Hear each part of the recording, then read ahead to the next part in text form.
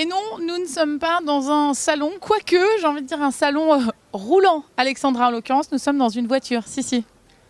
Est-ce que c'est pas finalement la descendante des limousines qu'on connaît, qu'on voit sur les routes américaines, qui sont des stretch limousines qui embarquent des 8-10 personnes. Ici, quand même, on va être dans le beaucoup plus haut de gamme. On va juste promener 3 personnes.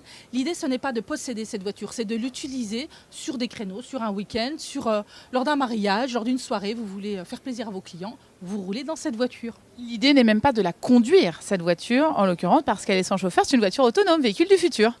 Voilà, alors vous donnez l'idée précise de l'année où on pourra rouler à bord de ces voitures-là. J'en suis incapable et Renault ne s'y essaye pas non plus. Mais en effet, il n'y a ni chauffeur ni moteur traditionnel. On est évidemment ici sur de la propulsion électrique. Alors on est dans un véhicule extrêmement futuriste, mais malgré tout, n'oublions pas que cette année, en 2018, nous fêtons les 120 ans de Renault. Donc il y a un vrai clin d'œil à l'histoire de Renault dans ce véhicule. En termes de matière notamment, alors je vais avoir ici un siège en velours, j'ai ici une plaque de marbre pour pouvoir poser mon verre, et puis des petites lumières très art déco finalement. Voilà, effectivement. Et il s'agit effectivement de propulser peut-être les gens dans l'avenir, mais de les rassurer quand même avec des matériaux qui sont très connus. N'oublions pas non plus le passé historique de Renault dans le très haut de gamme avant la Deuxième Guerre mondiale, avec la gamme des Renastella, Vivastella. Donc finalement, Renault rappelle aussi un petit peu son historique dans le luxe. Easy Ultimo, c'est son nom, concept car, il est unique au monde. Absolument. Et puis, il boucle aussi une histoire que Renault a voulu nous raconter sur l'électrique et l'avenir de l'électrique.